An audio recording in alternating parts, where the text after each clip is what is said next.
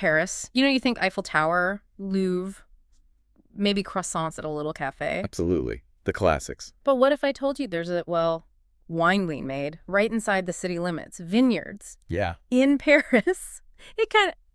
It blew my mind a bit. Let's get into this. It's fascinating, isn't it? Because it really flips our usual image of Paris. Yeah. You know, underneath all that urban sophistication, there's this really ancient tie to the land. Right. Growing grapes. It's somehow managed to survive against, well, pretty much everything. Yeah, it's not like those huge vineyards you picture out in the countryside. No, not at all. These are small, almost hidden spots, kind of quietly keeping this old tradition going. Hidden feels like the perfect word. It's not on page 1 of the tourist guide, that's for sure. And that's what's so cool about it. It hints at this deeper story, you know, woven into the city. Exactly. So, okay, our mission for this deep dive, using the great material we've got, is to basically uncork that story. Uncork it. I like that. Yeah. We want to look at the history, the unique terroir, if you can call it that, in a city that the vineyards themselves, how they make the wine, what it tastes like, and even who's drinking this Parisian wine. And it's such a great story of resilience, really. It goes beyond just wine. It's about a tradition that stared down, you know, disease, massive city growth. Right. And somehow it's not just hanging on, it's actually finding a place in the modern city. Totally. Okay, so let's rewind back to the very beginning. Right. Because this isn't like some new hipster trend, is it? Oh, not at all. Far from it. Yeah. The roots go way, way back. We're talking Roman times. Where's school? Yeah, when Paris was Lutetia, the Romans, they knew their wine, they knew farming. They brought the first vines over, planted them right there. Wow. So they basically laid down this tiny agricultural seed in what would become this huge metropolis. It's easy to forget that connection now. Incredible. So even when Paris was just getting started, wine was there. And it wasn't just the Romans. The Middle Ages were important too, I gather. Hugely important. During the medieval period, the church, especially monasteries and abbeys, became really central to winemaking around Paris. Ah, the monks. Exactly. They were serious about their vineyards. And wine wasn't just for mass. It was, you know, a daily drink for pretty much everyone, an essential part of life back then. So for centuries, Paris wasn't just drinking wine, it was making it. A lot of it, presumably. Yeah, a significant amount. It's hard to picture that now with the dense city we know. But then things got rough in the 19th century. Yeah, the 19th century was a real double whammy. First, you had phylloxera. Ah, the dreaded phylloxera. That tiny aphid that just devastated vineyards across Europe. Yeah. It attacks the roots, kills the vine. Paris got hit hard, just like everywhere else. Production plummeted. A total disaster for growers. And you said a double whammy. Right, because at the same time, Paris was just exploding. Massive urbanization. Haussmann's renovations and all that. Exactly. New buildings, wide boulevards, industry, land that used to be vineyards got swallowed up by the expanding city. So the vineyards that survived phylloxera were then squeezed out by development. It really looked like the end for Parisian wine. Paints a pretty grim picture. So how did it go from almost vanishing to this revival we see now, late 20th, early 21st century? What brought it back? Well, a few things came together. There was this growing interest in preserving Paris's history and culture, and people realized these old winemaking traditions were part of that. Right, valuing the heritage. Yeah. And then you had the rise of like urban farming movements, people getting interested in sustainability, growing food locally. Okay. And that included Why Not Wine. It became a way to reconnect with the past, but also do something, you know, greener, more local. So it wasn't just looking back, it was also looking forward in a way. Precisely. It was this mix of heritage, community, and sort of sustainable thinking, a real comeback against the odds. A piece of living history brought back deliberately. Okay, you mentioned terroir. That's key in wine. What on earth is the terroir like in the middle of Paris? It's definitely unique. You've got the overall climate, which is temperate, oceanic, mild summers, cool winters. Okay, standard enough. But then the city itself messes with it. Correct. Buildings, roads, all that concrete and asphalt. They stoke up heat during the day and release it at night. Ah, the urban heat island effect. Exactly. So it creates these little microclimates that can make things slightly warmer overall. That's the core tension, really, this temperate climate versus the city heat. Winemakers have to be super careful about which grapes they plant and exactly where. So the city acts like a bit of a heat trap. Kind of, yeah. But that warmth, especially at night, reduces something really important for grapes, diurnal temperature variation. The day-night temperature swing. Right. Grapes need that contrast. Warm days to ripen sugar, cool nights to preserve acidity, develop complex flavors, good tannins. The city heat can kind of flatten that cycle out a bit. Okay, so that's a challenge. Makes sense. All that stone must hold heat. What about the ground itself, the soil? The soils are pretty varied. It reflects the geology of the Paris Basin, some clay, some limestone in places. Right. Yeah. But then you've also got centuries of city life layered on top. Altered soils, maybe fill material from construction sites. Not exactly pristine vineyard land, then? Not always, no. Yeah. And you might have concerns about, say, contamination from old industry or drainage issues because there's so much paved surface around. It definitely requires adaptation. You mentioned microclimates created by buildings and parks, too. How does that play out? It's like this amazing patchwork.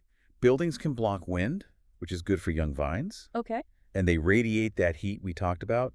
But then green spaces, like parks, can help regulate humidity, maybe offer slightly cooler spots. Right. And of course, things like slope and which way the vineyard faces are critical for getting enough sun. Think Montmartre, it's on a hill, right? That helps. So it's this really complex dance between the built environment and the natural elements. How do the vines themselves cope? Well, it starts with choosing the right grapes. Varieties that can handle the specific Paris conditions. Makes sense. And then managing the vineyard itself is key, especially in tight spaces. Dealing with potential pollution, noise, making sure every vine gets enough light and air. It's intensive. Very different from managing a huge rural vineyard. Sounds like it. Okay, let's talk about the actual vineyards. We have to start with Clos Montmartre, don't we? It's the famous one. Absolutely. Clos Montmartre, up in the 18th arrondissement, it's just dripping with history. Yeah. People grew wine on that hill back in the Middle Ages. Like the others, it got hit by phylloxera, but then in the 1930s, they deliberately replanted it. Ah, that preservation effort again. Exactly. To save that piece of heritage. Mm. And being right there in Montmartre, the artist's quarter, it just adds this amazing cultural layer, a living monument amid all that creativity. It really sounds special. What grapes are they growing there? It's a mix, reflecting traditional French grapes. For reds, usually Gamay, some Pinot Noir. For whites, Sauvignon Blanc, Chardonnay. The exact blend might shift a bit year to year. And the wine itself, I'm guessing it's not filling supermarket shelves? Oh, definitely not. Production is tiny, really exclusive. A lot of it gets sold at this big charity auction each year, which adds to its unique status. The wines themselves, usually light, fresh reds and rosés, think red berries, soft tannins. They're meant to be drunk young. Right. It's less about commercial distribution and more about the symbol, the heritage, and the charity aspect. That's really cool. So it's deeply tied into the community preserving identity. And it's a tourist spot too, right? The Harvest Festival? Absolutely. It's a huge symbol of Paris's connection to wine, Mm-hmm. a living piece of history you can see. And yeah, the Fête des Vendanges, the Harvest Festival, is a massive deal every year. Yeah. Real community celebration. Okay, so Montmartre is the star. But there are others, right? Our sources mentioned Parc de Bercy. Yes, Bercy. In the 12th. That one's interesting because the park itself is on the site of Paris's huge 19th century wine market. Ah, so it commemorates that history. Exactly. They mostly grow Sauvignon Blanc and Chardonnay there. Production's really small, maybe 250 liters a year.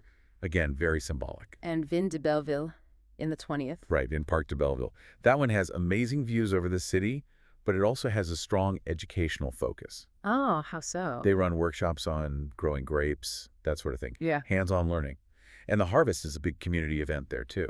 Builds that local connection. It sounds like these other spots also have that strong community feel. And there are even smaller ones popping up. That's right. You're seeing tiny vineyards appear in community gardens, sometimes even on green roofs in little revitalized corners of the city, Ah. often run by local groups or just passionate individuals.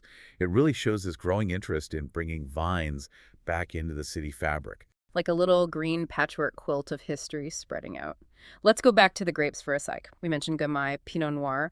What about finding those really old, maybe lost Parisian varieties? Is that happening? It's a really exciting idea. Yeah. Historically, the Paris area would have had its own specific local grape types. Right.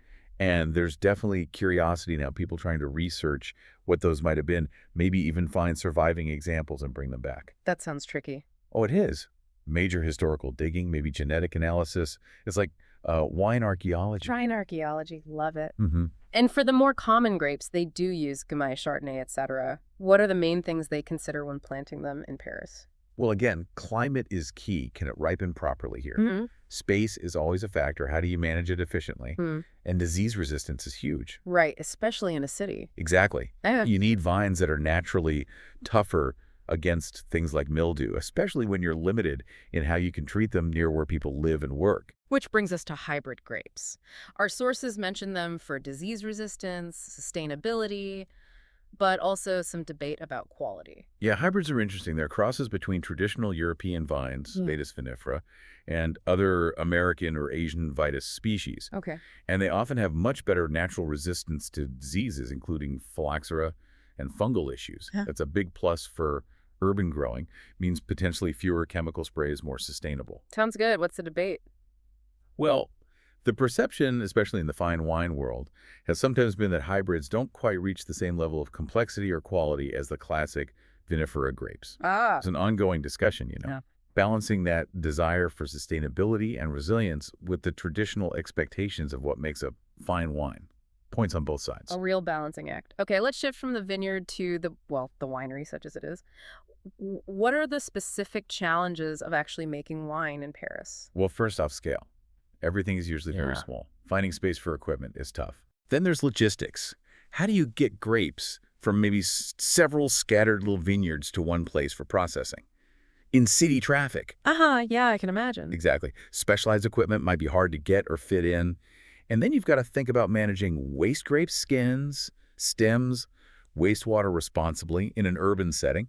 It's not like having a big cellar out in the country. Definitely not. Yeah. So how do they adapt? What techniques do they use? They often use smaller equipment like small stainless steel tanks for fermentation. They definitely use modern tech where it helps, like controlling fermentation temperatures precisely for quality. Okay. Maceration, soaking the skins for color and flavor, is carefully managed. Aging might be in steel to keep things fresh, or maybe small oak barrels for a bit more complexity. But overall, it's very hands-on, very artisanal, small batches. It really sounds like the winemaker's individual touch is crucial here. Absolutely critical. Their choices, which grapes, exactly how to handle them, how to express that unique urban environment, shape the final wine entirely.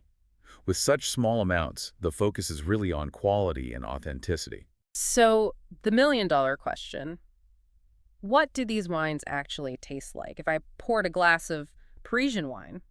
Generally, think light, think fresh, Oh. often with quite a vibrant acidity. Okay. The reds, often from Gamay or Pinot, tend to show bright red fruit flavors. The whites, maybe Sauvignon Blanc or Chardonnay, are usually crisp, citrusy, white fruity notes. Rosés follow that light, fresh, red berry path. So more fresh and fruity, less sort of big and heavy. Exactly. Don't expect the power and concentration you might get from, say, a hot southern region, but that unique terroir does contribute something. Even with the challenges. Yeah, the specific microclimate, the soils, they add subtle notes, a distinctiveness. Maybe achieving super deep complexity is harder with that reduced diurnal shift, but they have their own character. Working with what you've got and making the best of it. So where do these wines go? Who buys them? It's mostly a very local market. There's a lot of local pride. You'll see them on wine lists in Parisian restaurants. Yeah. Direct sales from the producers are common, too. It builds that nice connection. The wines are really tied up with the city's identity. And tourism must play a part. People visiting Paris might be curious. Oh, definitely. Tourism and culture are huge. Clos Montmartre is an attraction itself. That harvest festival draws crowds. The whole story of urban wine in Paris is a great hook for visitors looking for something, authentic, a bit different. It's a fantastic story. What are the main challenges for these producers looking ahead and the opportunities? Well, challenges include the small scale, obviously. Yeah. Higher costs of doing anything in a city, adapting to ongoing urban changes, climate change, and, competition from everywhere else. Sure. But the opportunities are real, too. That uniqueness is a massive asset. The cultural appeal, the local interest, they can tap into niche markets for people seeking out something special and local. So leaning into that unique identity is key. What's the future look like for Parisian vineyards? I think it's about continuing that balance, honoring tradition while innovating sustainably. There's probably potential for more wine tourism, letting people get closer to it. And I think the focus will stay on quality, on really expressing that specific urban place in the wine. It's just such a great narrative, isn't it? Resilience, history, this little patch of green agriculture right in the middle of everything. Makes you think differently about famous cities. It really does. And look, Paris isn't going to become Bordeaux volume-wise, Bro. but these urban vineyards, these small wineries, they offer this amazing, unique window onto the city's history and its living culture. And places like Clos Montmartre, doing good for the community, raising money for charity, that's pretty special too. Plus these new urban wineries actually making the wine in the city. It makes you wonder, doesn't it? If this deep dive into Paris's hidden wine scene has maybe got you thinking, could you seek one out next time you're there? Or maybe ask at a local wine shop if they ever get any Parisian wine. It's a chance to taste a completely different side of a familiar city. Definitely food for thought. Yeah. Or wine for thought. Exactly. So yeah, Paris is famous for a million things, but this small-scale wine scene is this unexpected blend of history, city life, and that ancient connection to the land. Makes you wonder what other hidden traditions are ticking away inside our big cities, doesn't it?